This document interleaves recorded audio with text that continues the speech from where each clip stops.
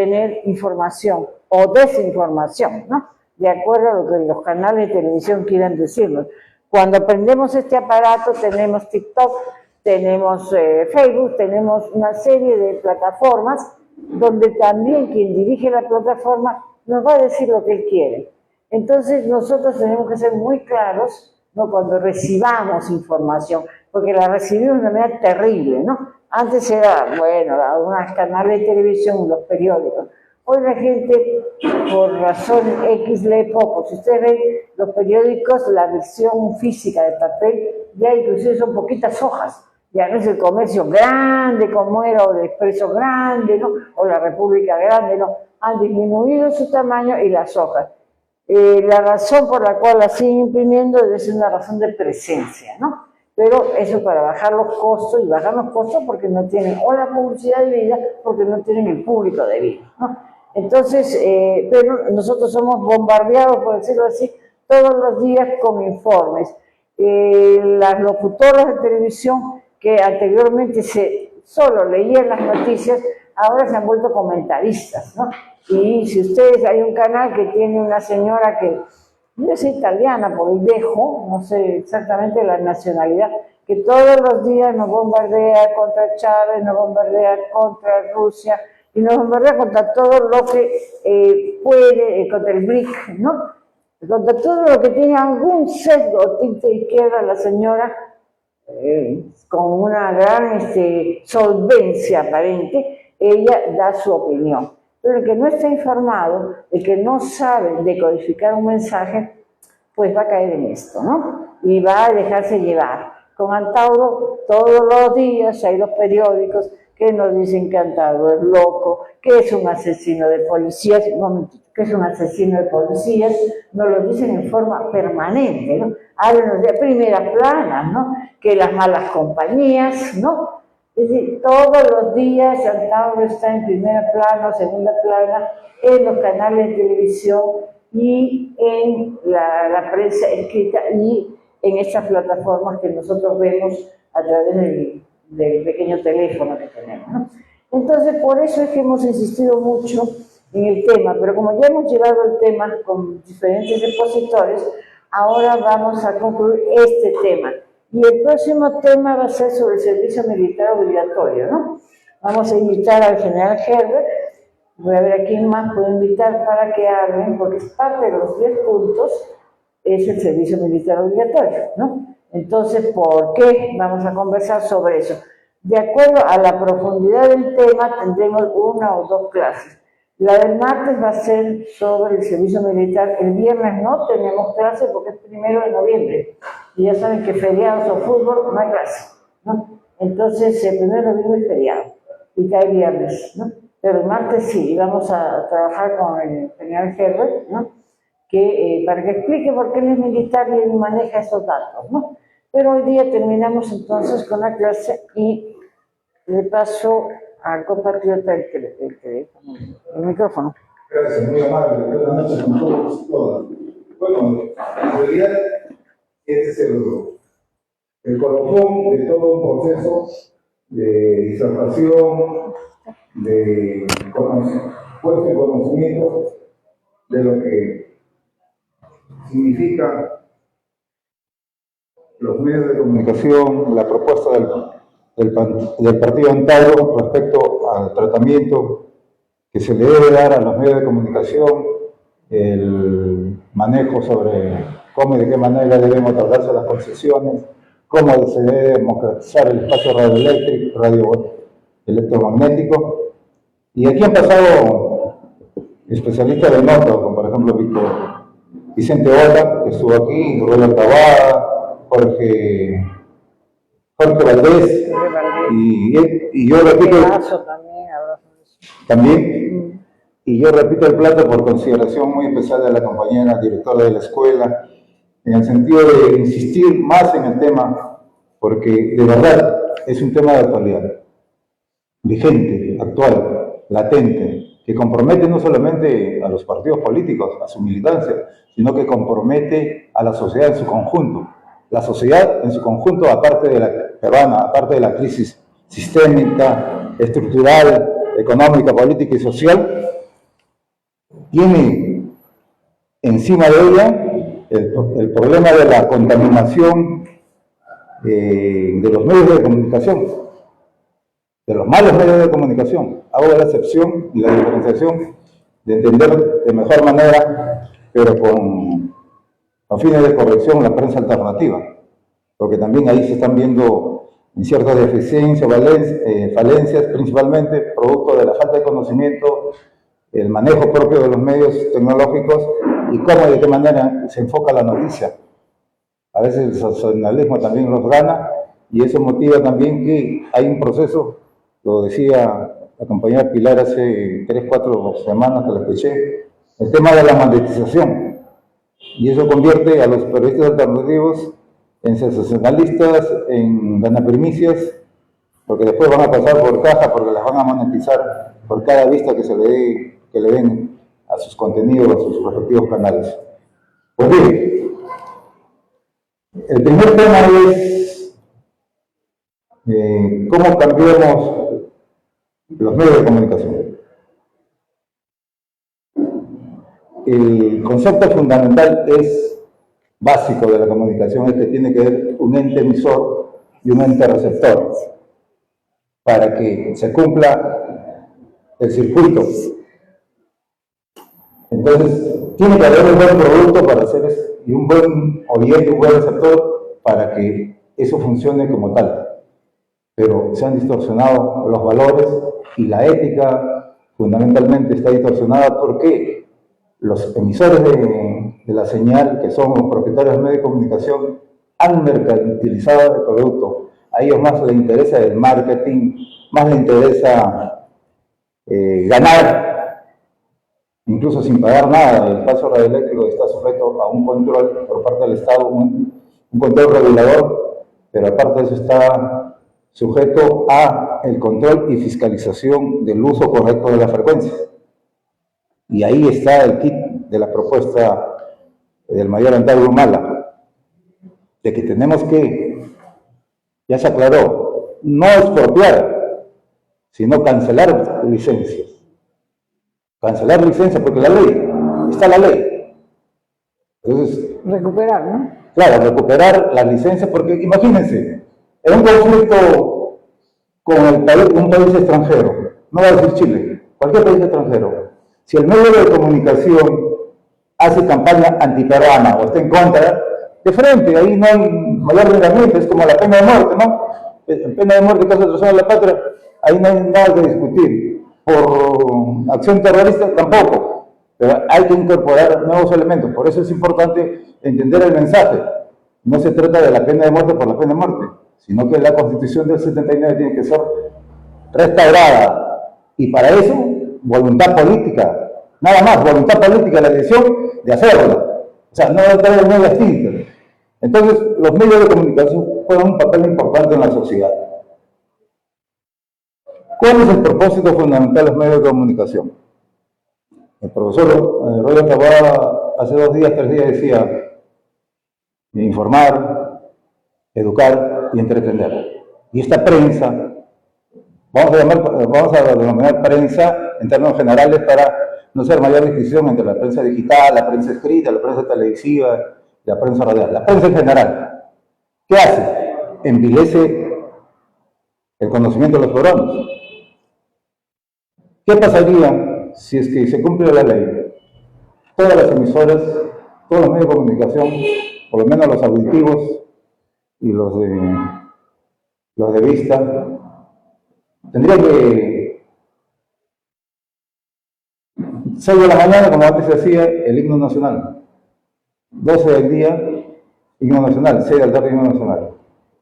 Por lo menos sería una forma de reverenciar el espíritu patriótico. Pero no lo hacen, antes lo hacían. ¿Y ahora por qué no lo hacen? Porque el Estado ha renunciado a su rol regulador, porque eso está en la ley. Y bajo el principio de la libertad, entre comillas, de la libertad de empresa, ellos hacen lo que quieren y tratan de manipular de tal manera que nos convierten en seres sin capacidad de razonamiento y menos nos quieren convertir en zombies o bots sin derecho a pensar, menos a opinar y mucho menos a mantener nuestro espíritu crítico. Es importante, es vital recuperar a los medios de comunicación, que tengan certeza, credibilidad en la información y que no sean instrumentos de manipulación de la clase dominante. Porque ¿quiénes tienen los medios de comunicación en el Perú? Los ricos. Los poderosos, los ricos, los grupos económicos de poder, que en la prensa entrevista, por ejemplo, ya no les interesa, saben que la gente no los compra, pero editan sus impresos para ponerlo en los jefes de los periódicos, porque detrás de esa presentación de las portadas, aparte de manipular a la gente de acuerdo a sus intereses, ellos detrás tienen circuitos económicos, empresas que trabajan para ellos, sus grupos económicos. El caso del comercio, por ejemplo, ¿no? Ahí no está en la bajata, en el tema de Odres, los Grandes Montero. Era el grupo, parte de los familiares del grupo Miro Quesada. Sí, pues acá tenían el comercio, tienen el Trome, que dicho sea de paso, es el periódico más vendido del Perú. El Trome es del grupo del comercio, es el periódico más vendido en el Perú, con sus 50 céntimos. ¿Ya subió? Bueno, ha destruido el proceso educativo peruano, mal que bien, pero lo ha destruido. Porque todo el mundo ve, ustedes van a las taxistas, si que van a las 5 o 6 de la mañana en una esquina y dicen, dame un Trome. ¿Y qué le venden? Farándula, le venden pornografía, le venden el horóscopo del día. Y los que hemos trabajado en prensa escrita sabemos que al calichín o al principiante se le manda a hacer el horóscopo. Y ese es invento del que hace el horóscopo. No es que consultan a los astros, no es que busquen alguna fórmula mágica para hacer. Entonces usted lo lee y dice, hoy día tendrás una hora por venir, por ejemplo, ¿no? Hoy día si se te cruza un gato, tienes un mal presagio. Entonces, detrás de ello, de esos grupos económicos que controlan la prensa, en general, están sus estructuras económicas que ganan colateralmente. La República, sin ir muy lejos, yo después a la muerte de Gustavo Mono Yona, yo percibía un tufillo de desviacionamiento en el control de ese medio importante que hizo historia en el país. Al ingreso de su hijo, la cosa se deterioró, destruyeron el sindicato, ya no hay planilla, trabajadores en planilla, todos son service. Los estudiantes que van a hacer prácticas profesionales se les paga, como decía Malpinto, a los cholos baratos, y en fin, sin ningún derecho, sin ningún beneficio, solamente el afán pragmatístico de poder obtener colateralmente ingresos. Y estos grupos económicos tienen inversión no solamente en la prensa, en escrita, sino también tienen inversiones en las bolsas de valores, tienen inversiones y acciones en empresas importantes del país, principalmente mineras. Entonces, tenemos que recuperar la prensa, que la prensa vuelva a ser la prensa peruana de antaño, con periodistas de calidad, de prestigio y de mucha credibilidad. La prensa tiene que ser recuperada en términos generales, pero también tiene que haber un patrón de ordenamiento.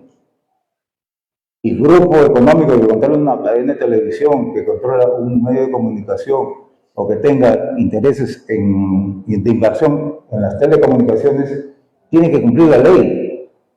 Y hay que exigirle el cumplimiento estricto de la ley. Dura es la ley, pero es la ley. Dura es la ley, pero es la ley. Entonces, lo que está diciendo Antauro Humala acaso en su campaña de adoctrinamiento al pueblo peruano del gran despertar es que se cumpla la ley. Y si la ley está mal dada, hay que cambiarla, hay que modificarla. Y si la Constitución no opera o no funciona correctamente, restituir el 69 y ir a un estado, a un momento constituyente en donde se convoca una gran asamblea constituyente para hacer una nueva constitución, tomando como base primigenia de principios y de ideales la Constitución del 79, que fue una construcción heroica, porque hay que recordar también, porque parte del debate se va a dar en ese sentido, que fue el paro de 1977 que motivó la convocatoria de una asamblea constituyente. El paro del 19 de julio del año 77, donde la unidad de las fuerzas sindicales clasistas de aquel momento y el aporte de algunos partidos políticos, pero otros estaban en contra también del paro, motivaron ese momento constituyente y Morales Bermúdez se vio obligado por la presión popular a convocar la Asamblea Constituyente, que lamentablemente la ganó el Partido Aprista Peruano.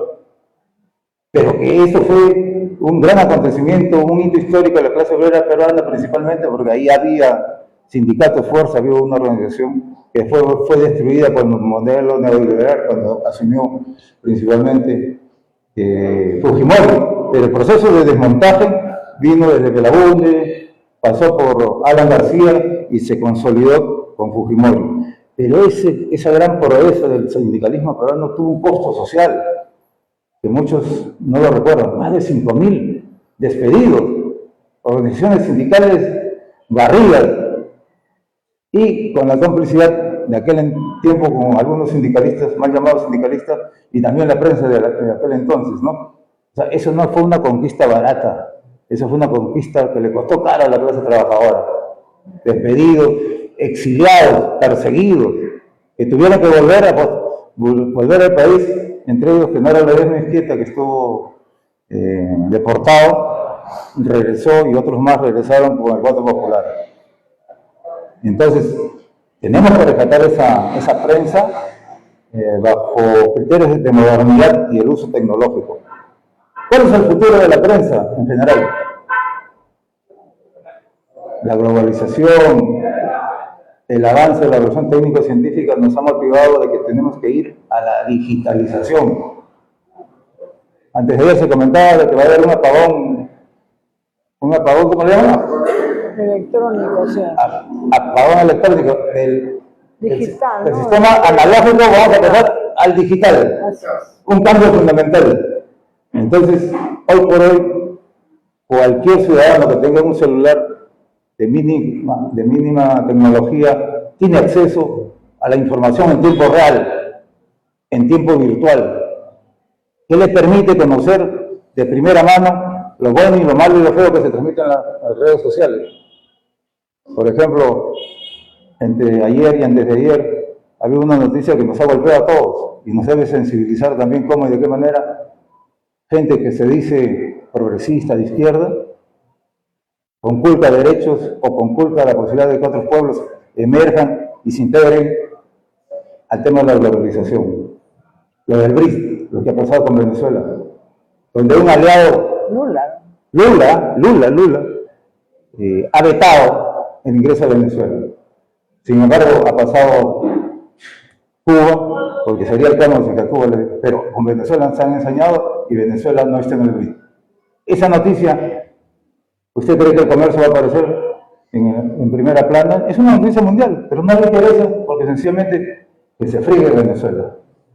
Respecto a Lula, no, teníamos un tufillo nosotros de sentir cómo y de qué manera el 28 de julio, que fueron las elecciones de Venezuela, donde estuvimos con la compañera Pilar, invitados por el Partido Socialista Unificado de Venezuela, como yo fui como acompañamiento, sí, hago la diferencia, porque de verdad, la compañera fue invitada por el Consejo Nacional Electoral, el CNE, que es el órgano técnico electoral de Venezuela. Yo fui como acompañamiento político del PSV, pero coincidimos en los eventos, en las circunstancias, incluso en el centro de cómputo, a las 7 de la noche, vino a hablar a través de su cancillería, reconocía el triunfo de Edmundo González Urrutia. La Corina, ¿no? Y detrás de ella está la sayona Corina Machado. Pero Lula, lo primero que salió a decir, conjuntamente con Petro, a decir que, no, abiertamente que no decía que se necesitaba verificar las actas, que estaba bien, ¿no? Pero después salieron a decir que era necesario un nuevo proceso electoral. Fue acomodándose, ¿no? Se fue acomodando, pero la Comunidad Europea aprobó, en el Parlamento Europeo aprobó y reconoció a Edmundo González Urrutia como presidente de Venezuela. O sea, esa línea de acción zigzagueante, sinuosa de Lula, se ratificó ayer, sí, antes de ayer. ¿Qué le sabe el imperio a Lula? ¿O por qué esos guiños al imperio? Entonces tenemos que poner en salmuera a ese tipo de gente. Pero Lula se portó mal con el Perú. Y miren, por eso que Ignacio Ramonel, un gran periodista francés, español, francés, bueno, ha dicho que es un mal agradecido, por decir lo menos, un mal agradecido, porque Maduro y Chávez se fajaron por Lula. La campaña para la libertad de Lula le costó mucho esfuerzo, mucho sacrificio al gobierno venezolano y al pueblo venezolano. Los cubanos se batieron, los nicaragüenses también. Pero miren, mucho cuidado. A veces los aliados de circunstancias o los amigos que dicen ser amigos son los que al final de cuentas terminan metiéndole la puñalada por la espalda. ¿Y esa noticia dónde está? No va a aparecer. Sencillamente porque has tenido que ser Putin, que es la expresión del nacionalismo ruso, que ha salido a defender a Venezuela.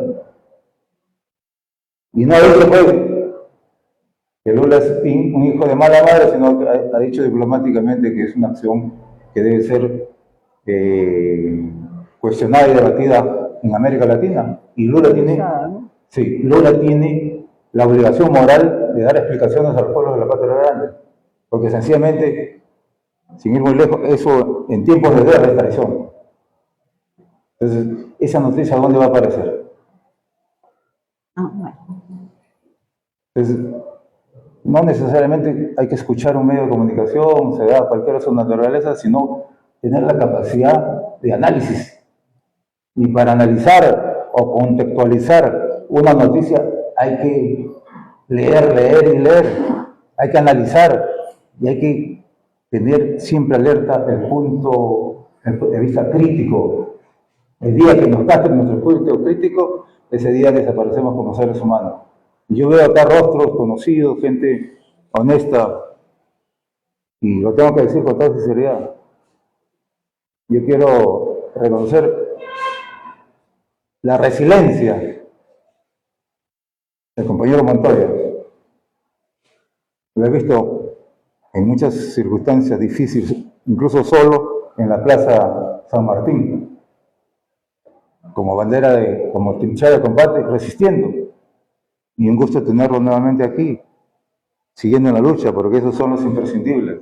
Él está aquí conmigo, es parte de la dirección de la escuela, ¿no?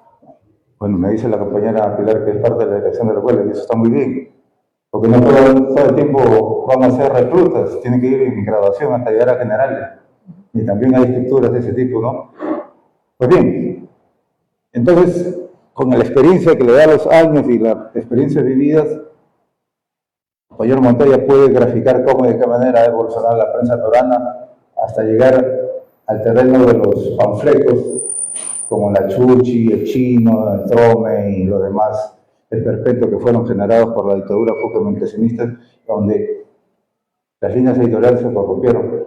Los directores de los medios de comunicación o los propietarios iban a la salida del cine, recibían dinero a manos llenas, dinero que no salía del presupuesto público, sino que salía de la extorsión a los grupos de narcotraficantes, entre ellos Vaticano. Doblemente grave. Manejaban su casa chicas de cine, se compraba Gisela Barcaza, a los artistas y todo lo demás, a todos los congresistas sabidos y por haber, y a los medios de comunicación. Ahí ustedes han visto los pocos videos que han salido, porque hay un montón que estaba reciclado por ahí escondido, a los Cruz Gilad, a los Delgado Parker, a los Wolfenson, a todos los que ahora se presentan como los abanderadores de la democracia, ¿no? Y que defienden su status quo para seguir privilegiando sus ingresos y sus intereses. Necesitamos una nueva prensa, sí, y para eso es necesario aplicar la ley y renovar las concesiones, las frecuencias y otorgárselo como en el tiempo de Velasco. Esfuerzo fue para las comunidades industriales, para los campesinos, para los trabajadores del campo y del fue para los del campo. Campo de la ciudad, el comercio. Esfuerzo fue para las comunidades industriales. Y se dio la posibilidad de que por primera vez en la historia las organizaciones sociales fueran reivindicadas. Ahora, en esta nueva etapa, los grupos organizados también tendrán que acceder a los medios de comunicación a través de la concesión de frecuencias que les permita tener voz propia. Y para eso hay ejemplos claros y contundentes. La expresión que yo destaco es Venezuela y Bolivia, principalmente Bolivia, en donde democratizaron el espacio radiofónico y le otorgaron concesiones de radio, de televisión y de prensa digital a las comunidades campesinas, quechuas y aymara, y le dieron la voz a los que no tenían voz. Y además transmiten sus programas en sus propios idiomas, en su lengua nativa. ¿Qué falta en el Perú? Que llegue un gobernante que cumpla su palabra empeñada en campaña y que reivindique a los sectores. Esa es la prensa que necesitamos en el Perú, una prensa nueva, renovada, capacitada, y que las organizaciones sociales tengan niveles de participación a través de sus propios medios de comunicación, y que ahí activen a ser periodistas, en todo caso comunicadores sociales, previa capacitación y previo desarrollo de tecnología.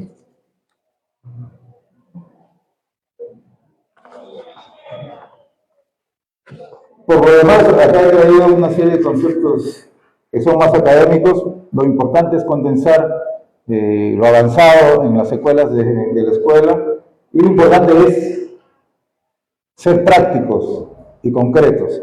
Por ejemplo, yo sugiero, ya lo dijo el compatriota Jorge Valdés, que se está trabajando la reaparición del periódico Antauro, y eso está muy bien, pero acompañada a esa prensa impresa, tiene que estar a la par con la edición digital, que en tiempo real llega a todo el mundo, y que esa prensa digital sea reproducida por los activistas, por los militantes, por los simpatizantes, que llegue y que golpee.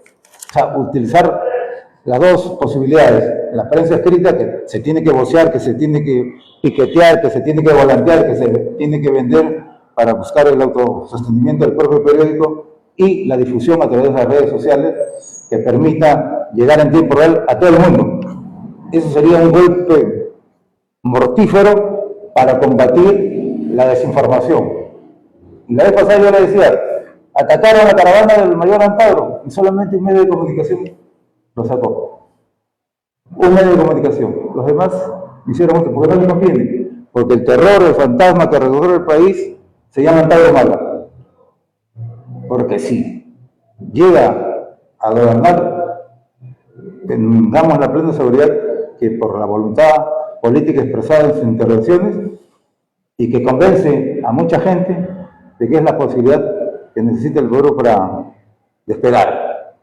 Y ese eslogan que dice: hay que refundar la República, hay que reproducirlo no solamente en las redes sociales, sino en calles y en plazas, en paredes, y en todo el lugar donde podamos hacer campaña de ese tipo, con propuestas y con la capacidad de optar por el cambio.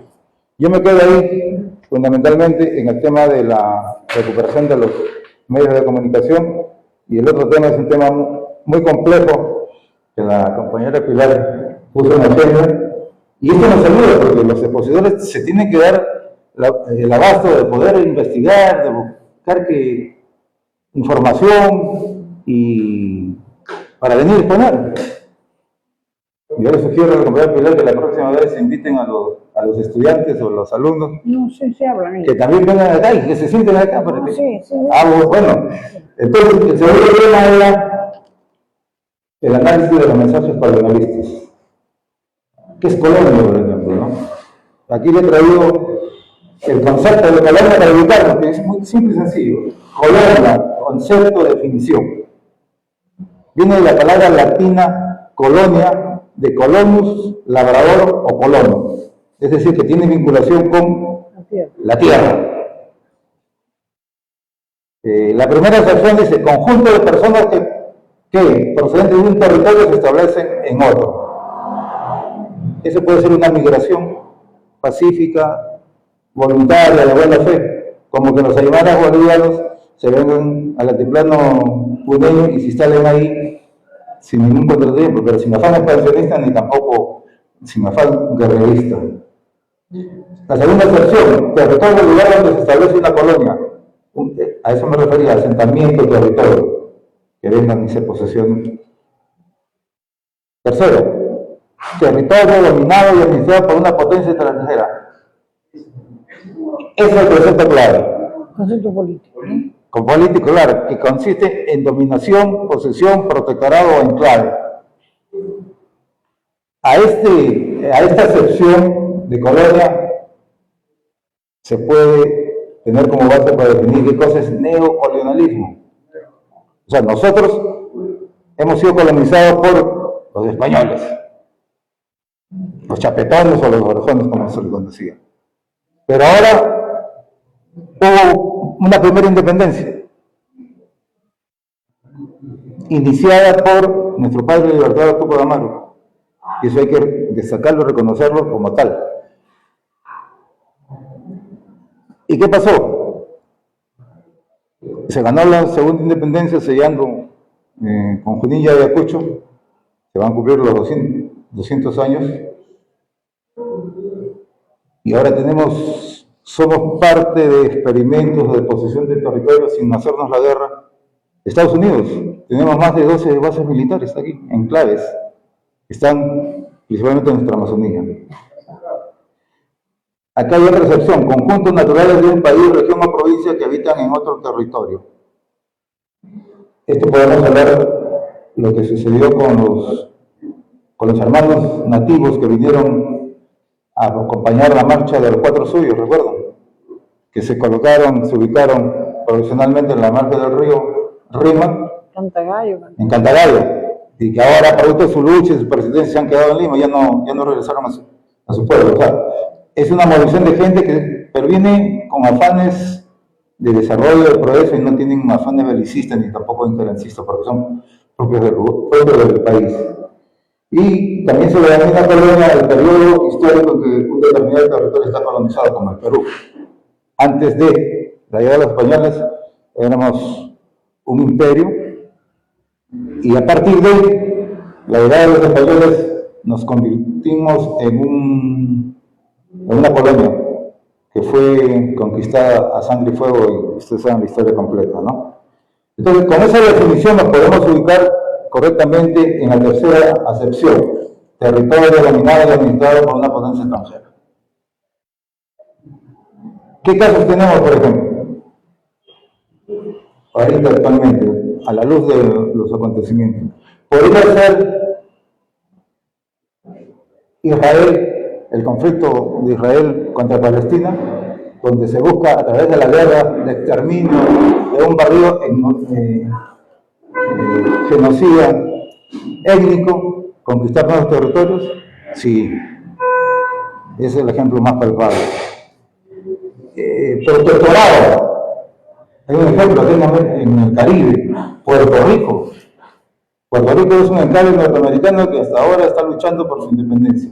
O podría ser Haití, que ahora se ha modernizado la intervención, ya no hay una potencia extranjera directamente involucrada en el tema, pero hay los cascos azules, que es un ejército de ocupación que pretende pacificar Haití cuando el problema no es de paz, sino el problema es de bienestar y desarrollo y de inversión social. Y pensar que Haití fue la primera república independizada en América Latina y el Caribe, y lamentablemente hoy por hoy está siendo sofocada. Otro territorio que también viene siendo ocupado está en América Latina, pero está invisibilizado, el tema de Bonaire, que es una isla más pequeña que Cuba, lógicamente, que está frente al territorio venezolano, que está siendo manejada, conquistada por el colonialismo holandés de los Países Bajos. Están luchando por su independencia. Bonaire. Es una isla chica esta, ¿no? Sí, claro. Y otro ejemplo también de ocupación es nada menos que los territorios de la República Árabe Saharaui Democrática, los saharauis. Donde Marruecos se ha posicionado en su territorio y recibe el reconocimiento de España como gran protector, desconociendo que las Naciones Unidas hace 50 años ha aprobado una resolución para que, en base al principio de la autodeterminación de los pueblos, los saharauis, se desarrolla una consulta popular, llámese consulta popular, referéndum o plebiscito, para que la población decida si se quedan en Marruecos o reconocen a Marruecos o reconocen a Arabia. 50 años han pasado y hasta ahora esa resolución de las Naciones Unidas no se cumple, a pesar de que existen funcionarios que trabajan en función de esos objetivos. Nada que ver. Y lo último agravante para las relaciones diplomáticas, los árabes han sido despojados de su delegación diplomática, se le ha cancelado. Acá tenían, pues, son sacados. Primero en el Perú, el año pasado, la iniciadora de todo fue Patricia Chirino. Y hace 2-3 días, el gobierno regional de la derecha de Noboa, en el Ecuador, ha cancelado las relaciones diplomáticas.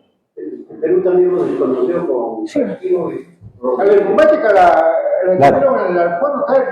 Castillo, uno de los méritos que hay que reconocer a Castillo en política exterior es que se le logró convencer para que establezca relaciones plenas con Venezuela y también con la República Árabe Saharaui. Y después el pueblo de Castillo con Martín la anuló y después la restituyó.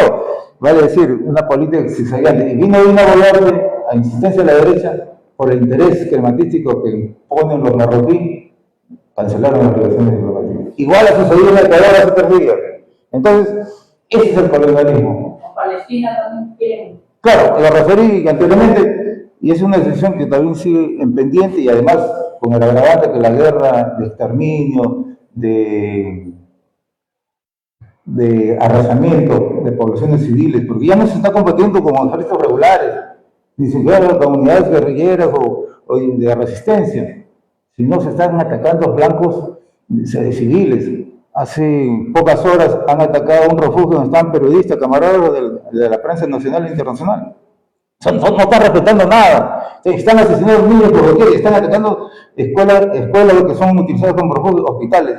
Estamos sobre 2 minutos. Sí, esa es la consecuencia del mundo que se resiste a cambiar. Entonces hay que minimizar la guerra y hay que buscar por todos lados la paz.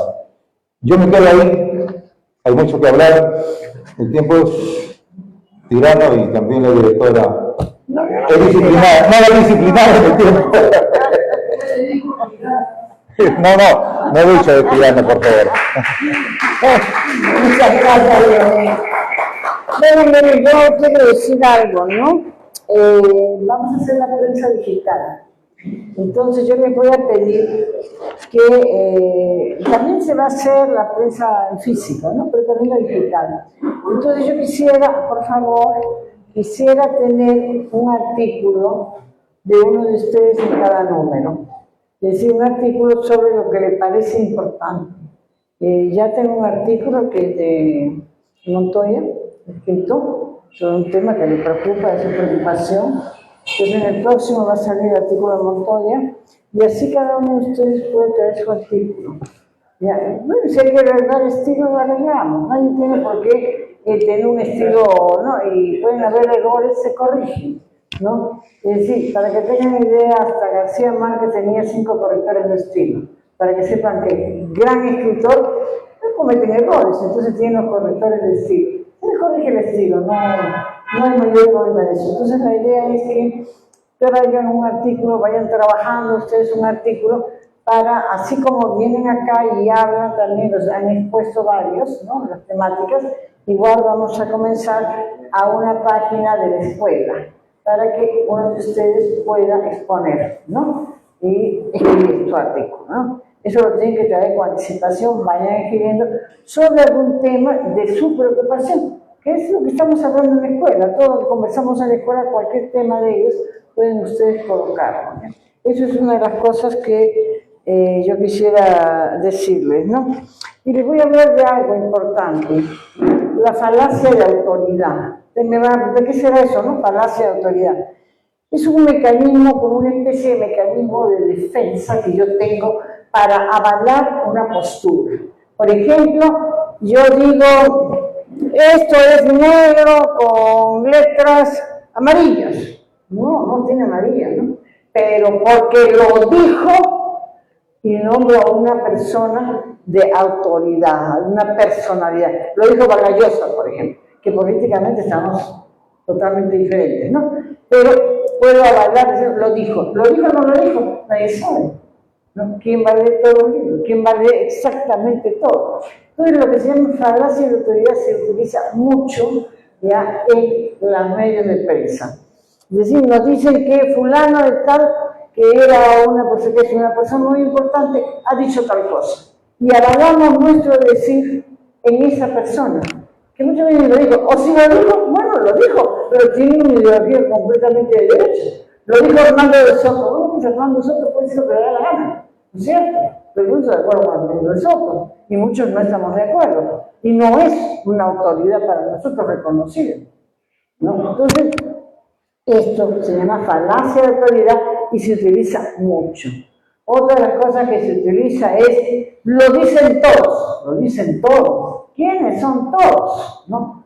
Fíjense que cada vez que alguien haga una afirmación de un enjuiciamiento, hay que aclarar bien si es tu manera de pensar, tu posición, que tienes derecho a tenerla, o estás diciendo que es la posición de todo un conjunto. Si todo un conjunto, ¿quiénes son el conjunto? Es decir, mi fuente de información, de dónde yo saco esto para saber si es real o no es real, ¿no? Esas son cosas que a la hora de los medios de comunicación se está planteando y nadie sabe de dónde vino, quién lo dijo. Por eso hay miles de errores, miles de cosas que no son correctas, ¿no? Que se están hablando y hablando. Estamos hablando mentiras, faltamos a la verdad, una vez intencionalmente y otra vez no es intencionalmente, ¿no? Entonces, para cuando las noticias nos vengan, tenemos que estar claros y no dejarnos convencer porque lo dijo fulano de tal. Y fíjense ustedes, hay muchos de los llamados intelectuales que en sus discursos siempre se están avalando con otras personalidades. ¿Por qué? Y yo me conozco, ustedes no conocen, yo tampoco conozco mucho que escucho fulano de tal 15 de ese fulano, no lo sé, ¿no? Pero se avalan, como diciendo, yo estoy en lo correcto, yo estoy diciendo la verdad, porque fulano de tal ya lo dijo. Ese fulano, ¿quién será? Además tiene una ideología política y su juicio va a ser en función de la ideología política que tiene. Entonces, esto tenemos que tener en cuenta y no dejarnos llevar porque lo dijo fulano, ¿no? Si yo estoy hablando de literatura y hablo de García Márquez, normalmente se conoce a García Márquez, aunque no todos lo conocen, ¿no? Puedo hablar de Valdelomar, puedo hablar de Vallejo, ¿no? Pero necesariamente no tengo por qué apoyarme en que lo dijo fulano, salvo que esté haciendo una cita textual para, por honestidad, decir, yo no lo he dicho, sino fulano de tal lo dijo. No me voy a apropiar de las citas de otras personas. Entonces, en ese momento tengo que decir, si es que lo estoy mencionando, ¿no? Pero eso es lo que yo quiero que se entienda. La famosa falacia de autoridad, o sea, me apoyo en este porque este tiene una autoridad y es conocido en el mundo. Sobre Mariátegui se dicen tantas mentiras, pero tantas mentiras que a veces yo escucho, porque José Carlos Mariátegui dijo una cosa que, ¿en qué momento lo había dicho José Carlos Mariátegui? Yo digo, Mariátegui nunca he escuchado eso, ¿no? Pero sí también se dice. Entonces, se utiliza mucho, sobre todo en el sector de la izquierda, que te ponen en la boca de Mariátegui o en la pluma de Mariátegui cosas que jamás dijo Mariátegui, ¿no? Pero como la gente no ha leído Mariátegui, o ha leído un poquito, no sabe. Pero le gusta Mariátegui por un sentimiento de identidad con Mariátegui, aprende cosas que no son ciertas, que Mariátegui jamás lo dijo, ¿no? Y eso ocurre con mucha frecuencia. Entonces, siempre cuando ustedes escuchen, lo dijo por favor la fuente, ¿no? Por favor la fuente, ¿para qué? Para que ustedes puedan ir y mirar, ah, verdad, sí lo dijo, oye, no lo dijo nunca, te lo inventaste, ¿no? Bueno, y entonces ustedes van a saber si lo dijo o no lo dijo, y eso van a sacar ustedes una información. Eso es lo que yo quería decirles, ¿no? Para la falacia de autoridad, el periódico, y bueno, el asunto de la colonia, y también tenemos colonia mental, pues, ¿no? O sea, eso también hay que entenderlo. La colonia no solamente es cierto que acá lo dices en función de territorios, ¿no? Sí, pues eso es verdad. Pero también la cabeza es, nuestras neuronas también son un territorio. Porque ahí están nuestras neuronas, nuestra forma de pensar. Y muchas veces nos las han puesto de tal manera que agachamos la cabeza y seguimos, ¿no? Y seguimos, no pensamos, no analizamos. Por eso tenemos a veces un colonialismo mental, que es muy difícil de quitar, pero hay que aprender a ir quitando. Solo el análisis va a hacer que nosotros dejemos atrás el colonialismo mental, porque desde chiquitos nos han enseñado, nos han educado para eso, para seguir y no protestar. Y el que protesta es un conflictivo, o es un terrucazo, o es un subversivo. Sí, el que protesta, el que dice no creo esto, o analiza y refuta, ¿no? ¿Quién le va a refutar a un profesor de colegio? Nadie va. Porque el alumno que refuta está jalón. Y el primero que le dice, hijito, cállate la boca, es el padre y la madre, porque le van a jalar. ¿Sí? Cállate, tú no pienses, tú dices, no, es el profe. ¿A qué estás pensando? ¿No? Ya, el profe te ha dicho eso, tú repite. Y después vamos a la universidad con el mismo concepto. Son pocos los profesores que admiten en una universidad que el alumno piense, que el alumno discrepe con ellos. Sí podemos discrepar, porque no somos carneros, porque todo el mundo es igual, ¿no? Pero hay que aprender también a discrepar y una discrepancia analítica, reflexiva, ¿no? Y positiva. No se trata de negar por negar. Se trata de esto no estoy de acuerdo, pero podría ser las cosas de esta manera. Entonces, eso es lo que yo un poco quería hacer reflexión. Y ahora, como siempre, los que quieran preguntar, los que quieran, estamos dando cuenta que ya estamos en una fase que ya no estamos en la pregunta exacta, ¿no? Ya pequeñas exposiciones, pequeñas, ¿no? Para llegar a hacer la pregunta, porque ya estamos en otra fase, ¿no? Entonces, no sé quién quiere preguntar, quién tenga alguna duda, quién quiera, a ver. No, ¿qué le parece lo de, porque yo creo que hable la Telesur, que tiene un desempeño que transmite el cuerpo que es el gobierno venezolano y lleva usted velocidad? ¿Cuál es su comentario de Telesur? La pregunta ha sido sobre Telesur. ¿Alguna pregunta más? A ver, ¿quién quiere otra pregunta para que dé respuestas?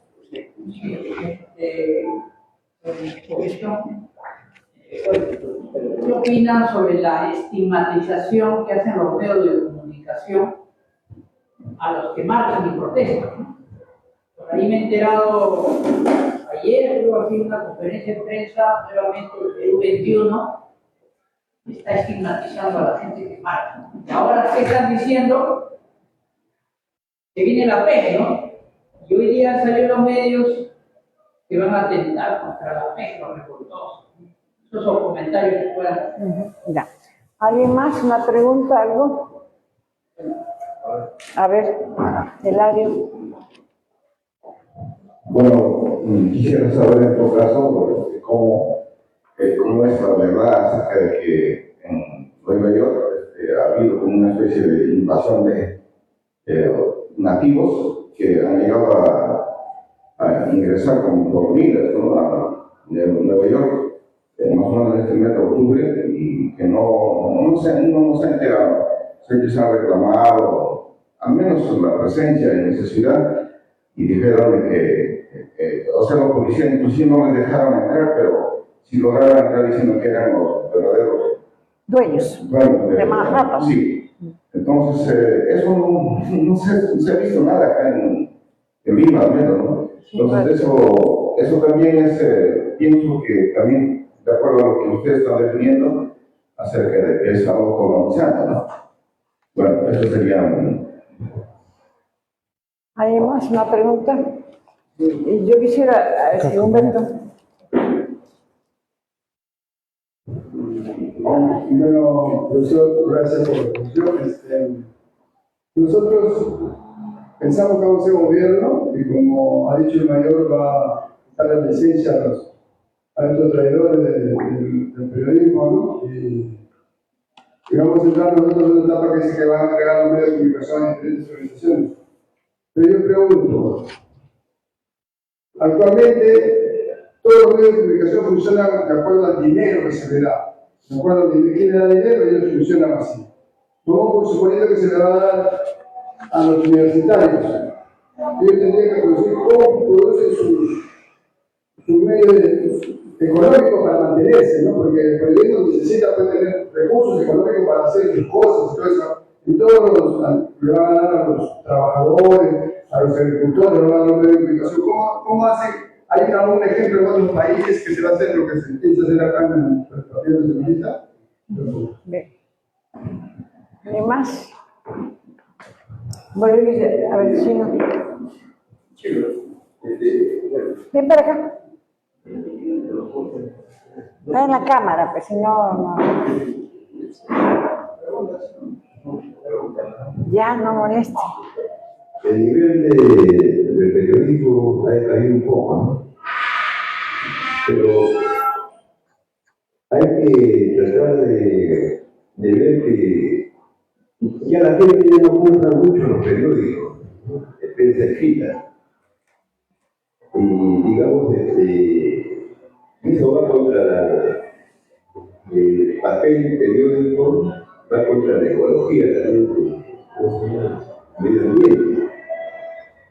Yo creo que no se debería desperdiciar tanto material y algo que no se va a vender. Porque a la gente ya, especialmente en política, ya tiene una definición de que este gobierno y el Congreso está gobernando de acuerdo a lo que el pueblo desea o requiere, ¿no? Y la pregunta sería, ¿seguiremos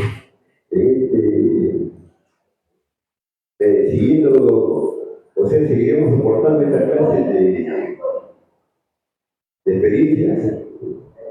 Ya, bien. Rubén, cerramos preguntas con Rubén, ¿no? ¿Te va a preguntar? Vemos que no hablamos sobre la recuperación de los bienes, pero también, como el compañero ha dicho acá, para recuperar los bienes es igual que estuviéramos viendo el asunto de recuperar las minerías. La minería, para eso que nosotros quisiéramos hacer, digamos, crear industrias, tenemos que capacitar, porque sabemos que ya los medios de comunicación a dónde están dirigidos. Entonces, para eso, en un futuro gobierno también tenemos que tener capacitación en nuestro lado, ¿no? Eso sería lo mismo. Montoya, gracias Rubén. Póngase ahí. Sí, gracias.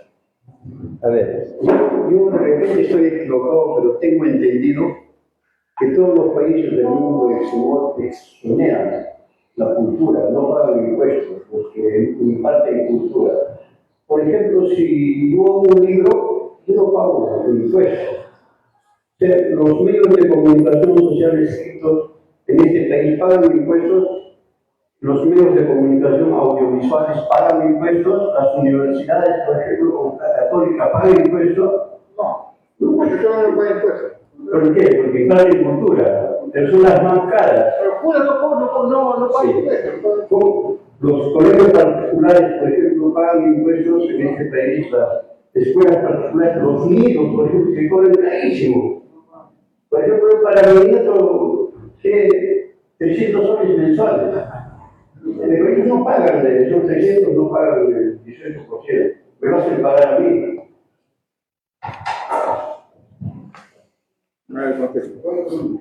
A ver, yo lo único que voy a explicar, la pregunta sobre los Estados Unidos, ¿no? A ver, aquí son las preguntas sobre los Estados Unidos. Los Estados Unidos de Norteamérica se van a formar de una migración inglesa, ¿no? Se llama comúnmente los peones, ¿no? Pero ¿quiénes son los peones? Los peones son los ingleses y de esa zona, Escocia, de esa zona, Irlanda, ¿no? Estoy refiriendo a todos los británicos, vamos a decir lo que es ahora, ¿no? Ellos por razones religiosas tienen que salir de su país, porque hay pues la gran división con Enrique VIII, ¿no? Que es el que acepta la división de la Iglesia y sale de la Iglesia Católica, Apostólica y Romana manejada desde Roma y se crea otro tipo de iglesia que va a ser con Lutero, con Calvino, en fin, los llamados protestantes. Estos señores tienen que emigrar, tienen que salir, los van a matar, y no pueden regresar. Entonces, el espíritu del pioner norteamericano no es igual al espíritu del español. El español venía acá a enriquecerse, después cogía su riqueza y se iba hacia la América, ¿no? Diferentes, ¿no? En cambio, el otro tenía que venir. Cuando ellos llegan, ¿no? En New York estaban lo que es los de Walrus, algo así se llama, ¿no? Había poblaciones grandes que ellos van a acorralar, van a hacer las famosas reservas, van a liquidar, ¿no? Y esta liquidación la justifican sobre todo a través de la película de Holt.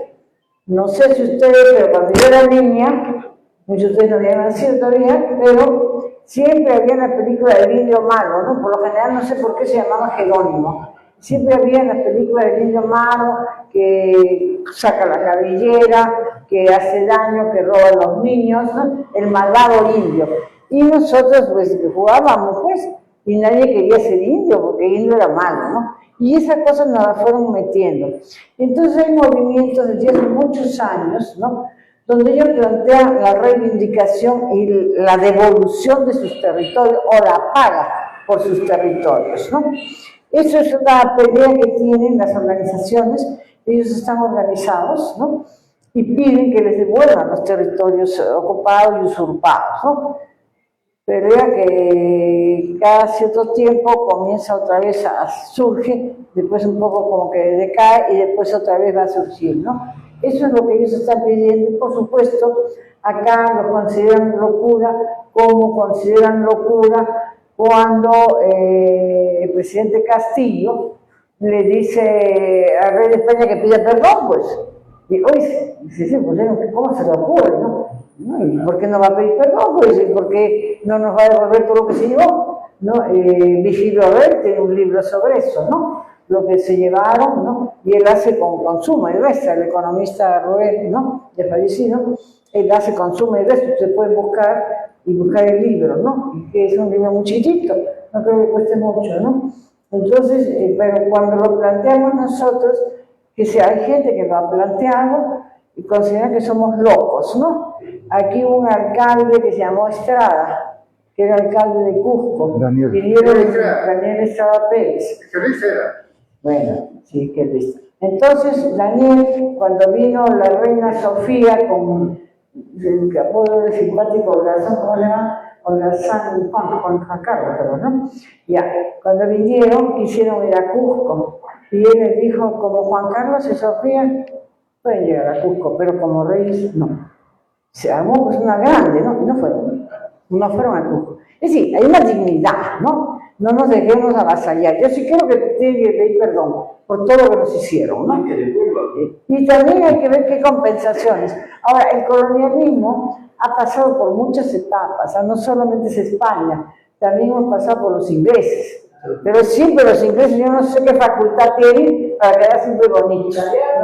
Entonces hemos pasado por ingleses, por España, el colonialismo de Estado, ¿no? Entonces, después hemos seguido ya con los norteamericanos y ahora estamos con el capital financiero transnacional, ¿no? Entonces, esto es un poco lo que yo quería plantear. Y por último, fíjense que siempre hemos dicho que el pensamiento andino es colectivista, ¿no es cierto? Incluso yo siempre les hablo del mito creacional andino y el mito creacional judeo-cristiano. En nuestro mito creacional somos colectivistas, en cambio en el mito creacional cristiano es individualista, ¿no? Por eso ellos propugnan la propiedad privada, el capitalismo se basa en ellos y siempre es en algo individual. Los medios de comunicación lo que hacen es juntar las necesidades y los intereses de un pequeño grupo sobre la mayoría que somos nosotros. Nosotros pensamos en colectivo. Cuando Antonio suba, vamos a pensar en colectivo. Colectivo somos la mayoría y no en individualidades. Ahora todos piensan en individualidades, sobre todo desde que Fujimori quitó muchas cosas para que no pensáramos en colectivo. Los cursos de historia del Perú, ¿dónde están los colegios? El curso de educación cívica, ¿dónde está en el colegio? Es decir, límites del Perú, ¿dónde están? Todos esos cursos se fueron. Y no hay un solo del SUTE que yo he escuchado decir, reclamamos, ¿no?, que se vuelvan estos cursos. No hay ninguno, reclama plata. ¿No? Está bien que quieran ganar un poco más, pero que se nos enseñe, ¿no? Entonces, Fujimori comienza con eso y en las universidades quita las humanidades, para que el alumno no se forme, que el alumno sea un técnico y nada más, ¿no? Esto es algo que Fujimori va a tener, un enjuiciamiento de la historia. Todavía no se toca este aspecto de trabajo sobre estructuras mentales, para volvernos más ganados a nosotros, para volvernos más carneros a nosotros, ¿no?, para que no pensemos. Es decir, cómo se trabaja desde chiquitos, ¿no?, con una educación tiene que cambiar lo que tenemos, ¿no? Y entonces somos, muchos de nosotros tenemos un colonialismo mental, y lo tenemos, entonces hay que aprender a sacarlo, ¿no? Yo le dejo ahora a Lionel. Muy brevemente, respecto a la pregunta sobre Telesur, yo creo, como periodista, que es la mejor expresión de la forma y modo como se ha enfrentado al modo de producción de noticias del imperialismo norteamericano principalmente. Es una gran obra construida con los aportes del gobierno bolivariano a distancia de Hugo Rafael Chávez Frías.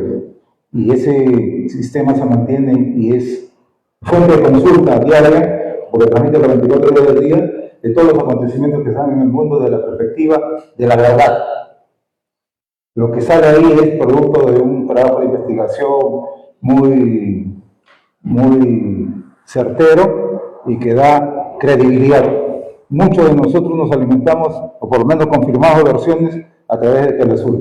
Una gran experiencia y lo secunda en estos tiempos las mañaneras de Andrés Manuel López Obrador, que desde las 6 de la mañana ponía en jaque a toda la prensa corporativa de derecha de México y los hacía concurrir ahí porque no daban derechos exclusivas y nadie se lo llevaba a Televisa ni tampoco a ningún medio de comunicación para dar exclusivas. La comunicación de manera horizontal. Y eso es lo que se debe propender. Respecto a la estigmatización a los manifestantes, parte de la política del imperio es ganar el cerebro y dar el día a la gente. Entonces, aquí en el Perú, yo creo que la expresión de ahí del 23, eso quedó de lado. A pesar del carruqueo y todo lo demás, el pueblo ha salido. Eso significa que cuando se pierde el miedo, asoma viento de revolución o de cambio. Ya la compañera Pilar ha respondido sobre la invasión alternativa. Humberto dice sobre la democratización. ¿Cómo podemos hacer? Tenemos que democratizar. Yo decía ahí, duro la ley, pero es la ley.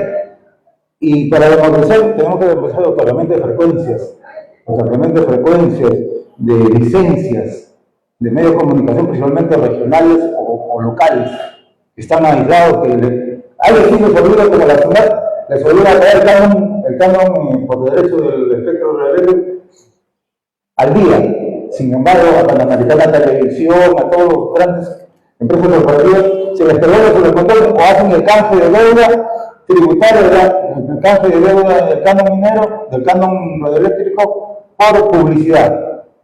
Ustedes vieron, todos los gobiernos que entran negocian bajo presión, bajo extorsión de los medios de comunicación. Así que, William, no te preocupes. Cuando te digan corrupto, es mejor que te digan corrupto antes que te digan que eres corrupto o mentiroso. Pero tenemos que dar la lucha, hay que poner el miedo y hay que hacer el efecto de todo esto, porque al final de cuentas ninguna categoría procesal penal establece el término de corrupto. Ese es un invento para condenar a los luchadores sociales auténticos que salen y protestan y se movilizan en función de causas justas, fundamentalmente. Respecto bueno, la democratización implica también apoyo técnico, apoyo crediticio. Si se le va a entregar una frecuencia, por decir, a los pueblos originarios, hay que dar el respaldo. Y ahí cae la propuesta del compañero Montoya. Claro, pues, exoneraciones tributarias. ¿Por qué a las grandes minorías se le da garantías tributarias? ¿Por qué a la iglesia, sin ser antirreligioso? El Perú es un Estado laico, lo dice la Constitución. Entonces, se debe respetar ese concepto. ¿Por qué cuando se toca el tema de la religión, los obispos salen y gritan la pataleta? El Perú es un Estado laico, entonces no puede ser exonerado, que paguen, pero al final de cuentas es un tema que se tiene que resolver cuando se sea gobierno, porque teniendo la decisión política hay que reordenar el país. Entonces, eso implica también que las nuevas organizaciones o los nuevos adjudicatarios de frecuencias tengan acceso a la torta publicitaria. La torta publicitaria del Estado es millonaria. Cada aviso que aparece en radio, televisión, en el programa, en todos los canales, la pagamos nosotros de nuestros impuestos. Y el gobernante de la verdad del tiempo reparte la torta publicitaria en función a que no le tocan los problemas del Rolex, no le tocan los problemas del cofre, negocio. Entonces, la torta publicitaria tiene que repartirse equitativamente de manera horizontal, que incluye a la prensa de provincias y de regiones, que también se bate por la democracia, ¿no? La profesionalización. No le vas a entregar pues, un medio de comunicación para que lo dirija un compañero que no tenga la capacidad de dirigir un medio de comunicación, que tenga la capacidad de elaborar contenido. Entonces hay que capacitarlo. Este es un nivel inicial de aprendizaje. De repente aquí van a salir los futuros ministros, directores regionales de cualquier tipo de institución del Estado, porque se están formando en ideas, en propósitos sanos y honestos, y eso es muy importante, ¿no? De ahí, claro, si no cambia el status quo, vamos a seguir soportando esa prensa basura, esa prensa que nos envenena día a día y que nos hace más torpes en algunos y en otros nos enaltece porque no sucumbimos a esos mensajes. Tenemos que cambiar y eso pasa por la refundación de la República, pero hoy por hoy, en un Estado democrático de derecho, entre comillas, donde el papel está mojado en tinta, ¿qué es lo que tenemos que hacer? Hacer la revolución democrática en las ánforas. Hacer la revolución democrática en las ánforas. Y le pongo un ejemplo. ¿Qué hubiese pasado si es que no hubiese habido elecciones en Uruguay? El Pepe Mujica, miembro del movimiento Tucumán, nunca hubiese sido presidente. O Dilma Rousseff, guerrillera urbana en el Brasil, en tiempo de la resistencia contra la dictadura, no hubiese sido presidenta. O García Linera, el vicepresidente de Evo Morales en Bolivia, jefe del Ejército Revolucionario Tupac Katari, no hubiese sido presidente. Acá en el Perú solamente la derecha ha impuesto de tal manera que el que pagó condena, el que pagó siendo culpable, por cierto, hablando de los culpables, pagó caro haberse insubordinado, haberse rebelado contra el Estado y contra el Estado opresor, está estigmatizado y no puede ser candidato. Cuando se entiende que, de acuerdo a la ley de responsabilización, todo el que paga condena se reintegra plenamente los derechos, todos sus derechos. Aquí en el Perú, y eso lo quieren aplicar al mayor Estado Mata, ¿no? Entonces tenemos que estar alerta y hacer campañas de fuerza con la finalidad de revertir esa actitud que tiene la gente, porque es parte de la forma como están trabajando. Al compañero Pedro Román no lo vamos a acusar de comunista, por si acaso. Y en la Cámara de Trabajo. ¿Saben por qué? Porque su padre militar, él ha competido en el conflicto interno armado, ¿no? Y su base social, que son reservistas, han estado en esa pelea. Entonces, se debe hacer error de la derecha, decirle que es comunista, que es terrorista, que no, por ahí van a perder. Pero ¿qué es lo que van a seguir estigmatizando? Asesino policía. Y cualquier barbaridad más, van a decir, porque parte de la guerra sucia es eso, denostar del enemigo político, denostar. Entonces, ¿qué va a suceder? Tenemos que estar preparados para una respuesta contundente y no insultar, sino actuar con argumentos y debatir con argumentos. Que cada uno de ustedes se convierte en un paladín de la defensa del proyecto Antauro, que significa, compañeros, y esto es clave y fundamental, refundar la República. Cuando hablamos de refundar la República, ¿sabe lo que significa? Cambiarlo todo. Cambiarlo todo. Y la voluntad política está expresada, y algo que tengo que expresarlo públicamente, es que cuando yo escuché al compañero Arturo Humala su mensaje, entendí que era el camino para conseguir la reivindicación y devolver las esperanzas al pueblo peruano. Otra cosa más, los convenios con las universidades. En Venezuela hay una gran experiencia, y lo ha hecho Maduro. Estuvimos en el primer congreso de la comunicación internacional, y se creó la Universidad Latinoamericana de la Comunicación Social. Algo parecido a lo que hizo Fidel en Cuba cuando creó la Escuela Latinoamericana de Medicina, donde los mejores hijos de los pueblos latinoamericanos fueron a estudiar medicina y se graduaron de médicos, el ejército de las batas blancas. Venezuela tuvo, y Nicolás Maduro tuvo el gran gesto de promulgar la ley para que se capaciten los hombres y mujeres, comunicadores sociales principalmente y periodistas de América Latina en técnicas y en capacidades para desarrollar un periodismo y una comunicación social que está a nivel de América Latina. Y gratis. Y ahorita ustedes pueden entrar en la página web de la ICO y hay cursillos, hay posgrados, maestrías, doctorados gratuitos y son virtuales, ni siquiera necesitan ir a Venezuela, salvo cuando vayan a la graduación. Y remate por lo que dijo el compañero Montoya.